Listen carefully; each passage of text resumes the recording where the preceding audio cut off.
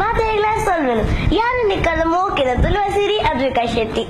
ಈ ತುಡರ ಪರ್ಬದಾನಿ ವಿಷ್ಣು ದೇವೇನ ಎಂಬುದ ಪ್ರಕಾರ ವರ್ಷಗೋರ ಭೂಲೋಕವು ಬತ್ತದು ತನ್ನ ಜನಕ್ಕೆಲ್ಲ ಬಡಿ ಭೋಗನು ಪಡೆಯಿನ ಅವಕಾಶನು ಪಡೆಯಿನ ಈ ಪರ್ಬನು ಬಲಿಪಾಡ್ಯ ಪಂದುಲ ಲೆಪ್ಪೆರು.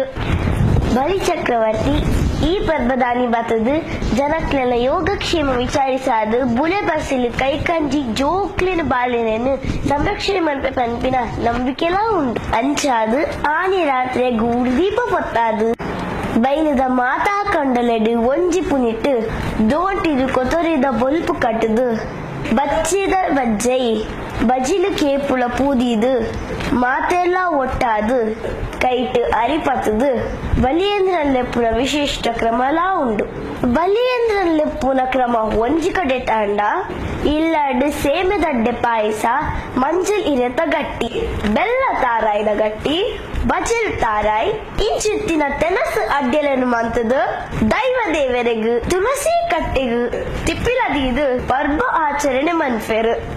ಆಂಡ ಆಧುನಿಕತೆಗೆ ಹೊರಗಿದಿನ ಈ ಪರ್ಬಗು ತಿಪ್ಪಿಲ ದೀಪಿನ ಬದಲು ಕ್ಯಾಂಡಲ್ ದೀಪ ಪೊತ್ತವನಲ ಕ್ರಮ ನಮಕ್ ಅಲ್ಪ ಅಲ್ಪ ತೋಜುಂಡು. ಇತ್ತೆತ್ತೆ ಪಟಾಕಿ ಪುಡಪುನ ಕ್ರಮ ಲಾ ಉಂಡು.